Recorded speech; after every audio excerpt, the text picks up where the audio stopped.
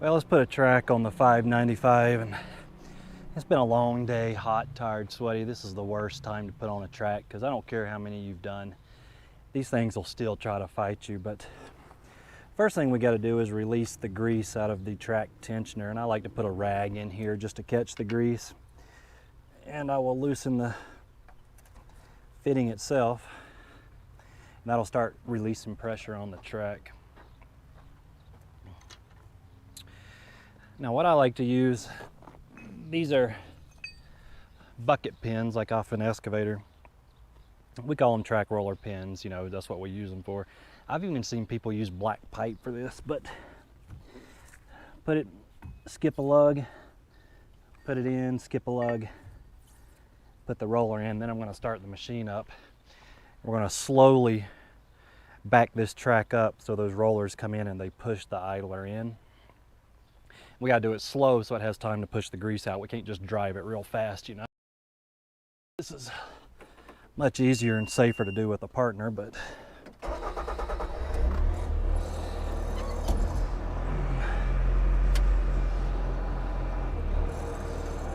I like to put it in H pattern so I don't have to guess which way the controls are being moved.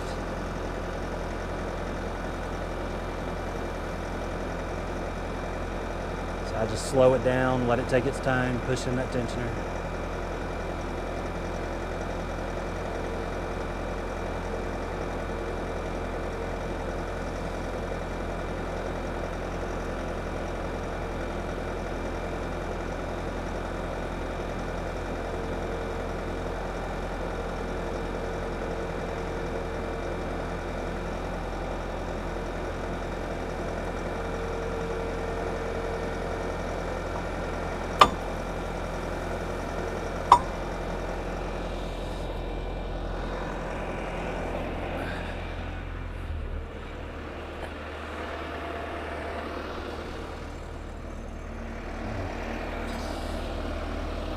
Pretty much drove itself off.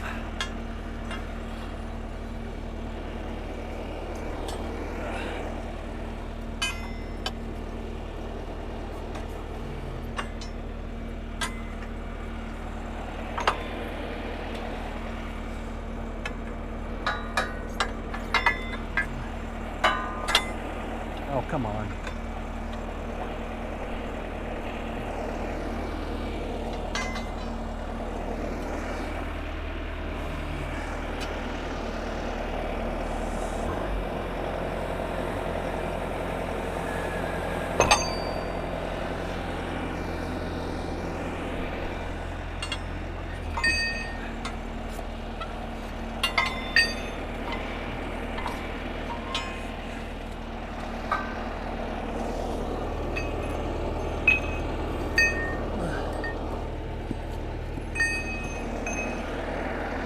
Always be around of your surroundings, or aware of your surroundings, because toes, fingers, easy to get hurt doing this.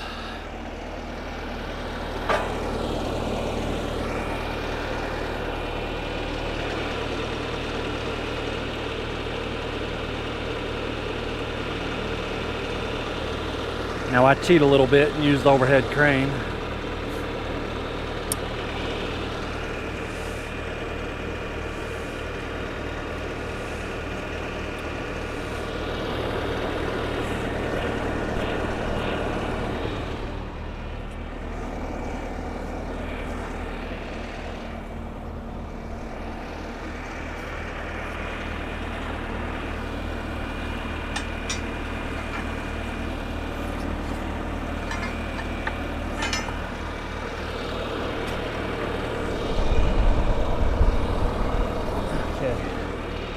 Now, if you ever run the track off to the inside of the sprocket, sometimes the best way to get your track back on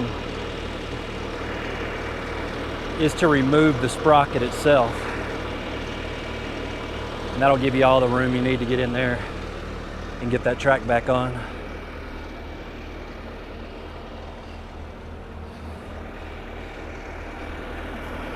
And we're going to put the new track on in the exact reverse order of how we took it off. So I'm gonna get this back draped over the sprocket and the rear idler first, and then we'll get the front put back on.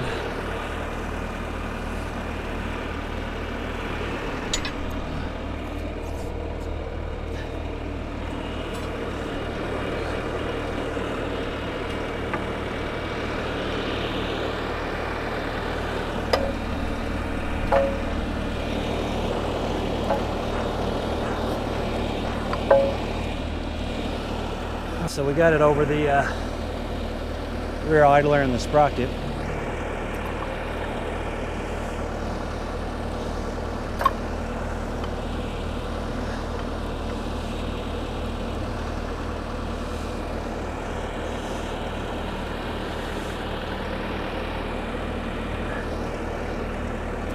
Work on getting it over the front.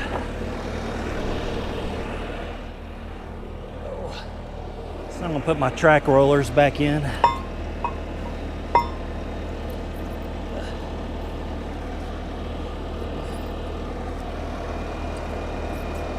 See if we can't get lucky and walk this track on.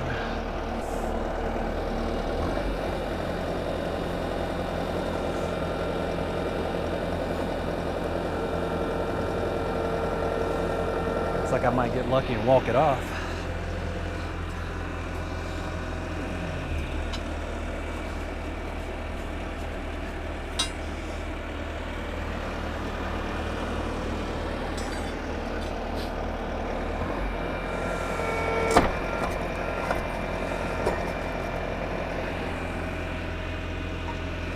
Almost.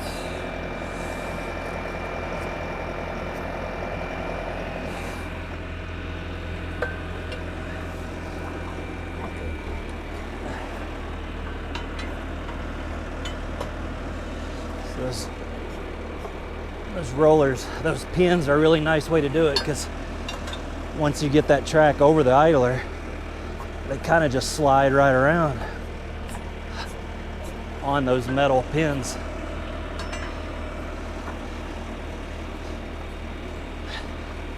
So it is lined up. Now let's get our rollers out.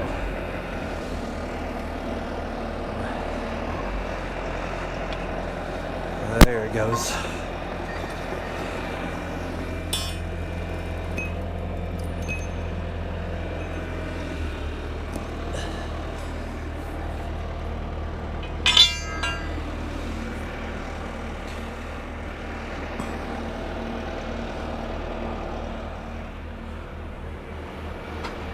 So you can see it wasn't terrible, but you know, the other side was a lot faster. So I was like, hey, let me film this side. Show them how easy it is. That didn't work out so well. I'm just gonna clean out all the grease. I hate leaving grease in there after doing this job. And then we're gonna close that Zerk fitting so that we can fill it full of grease and tension the track. Okay. And using our grease gun, get the debris off of it.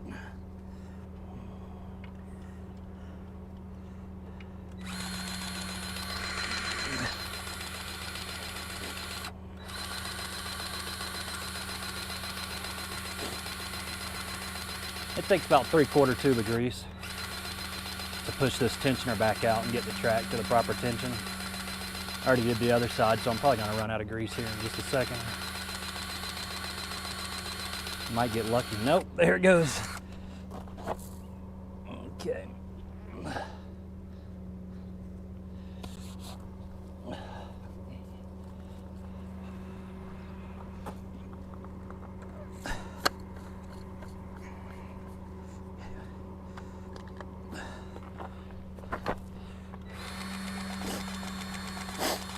Oh man.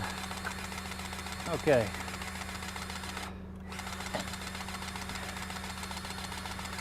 So depending on what machine you got and what size track you got, whether it's a narrow track, wide track, it depends on how I put the track on, whether I go over the front first or over the back.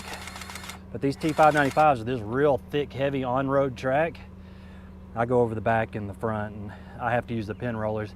Usually tracks, I don't even use the pin rollers. You can just drape them right on. And not this machine. So I like to get them a little snug, a little tighter than spec, because you run this about a mile or so and it really wears in and loosens up. So I get it just a little tighter than spec. But either way, that's all there is to it. I'm just gonna finish tensioning this and put it back together, and this machine is finally done. But anyways, have any questions, please let me know. It's not the only way to do it, it's just how I did it. Thanks for watching.